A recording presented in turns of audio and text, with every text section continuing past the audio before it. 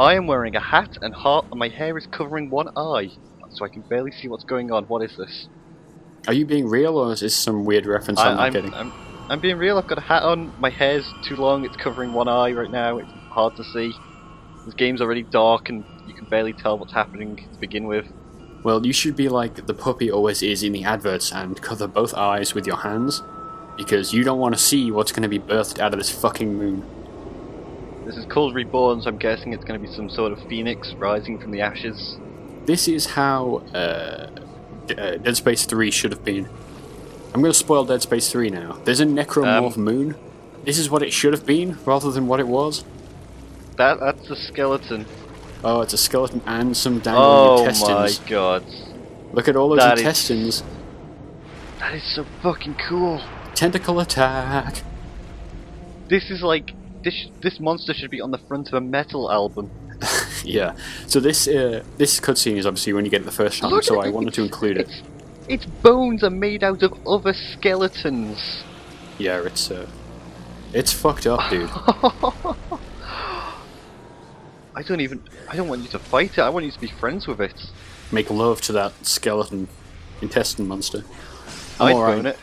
Well, this game is Japanese, so anything is possible, I guess. Like, look at all the legs hanging from its hands. It's Bloodborne has so many really cool enemy designs. Yeah. This is not my first time fighting it, I'll admit that. I fought it about 4 times before I finally killed it.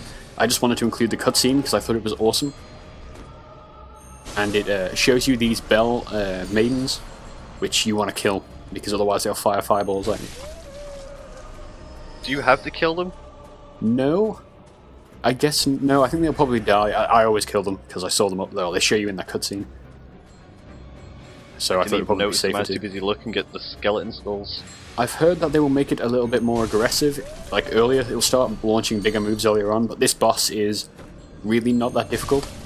Like, it'll kill you really quickly, because it took me like 4 attempts, but like conceptually it's not hard, you know, you just gotta be up on the timing. Really? This monster, like, just is a pushover compared to like some weird electric skeleton thing which takes you like 10 years to kill.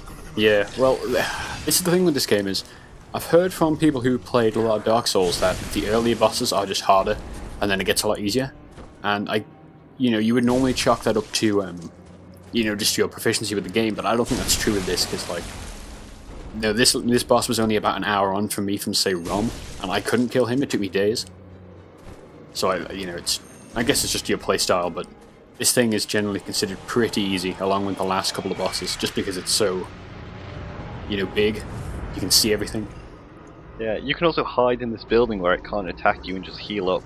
It will sometimes shit out bloody bones and feces at you, though, from the sky. Oh, of course, yep. So it'll totally get you in there. And of course, this game cheats, and it'll just like fist you through the wall. Basically. I hate it when I'm fisted through a wall. See, I like it because I don't like to see the person's face. I like to imagine the person on the other side of the wall who's doing said fisting. But no, this time this thing has so many faces, something for everyone. I never want to be in like a public restroom with you. No, I've heard that before. I'm not allowed within 10 meters of a public restroom. I have to shit on the street instead.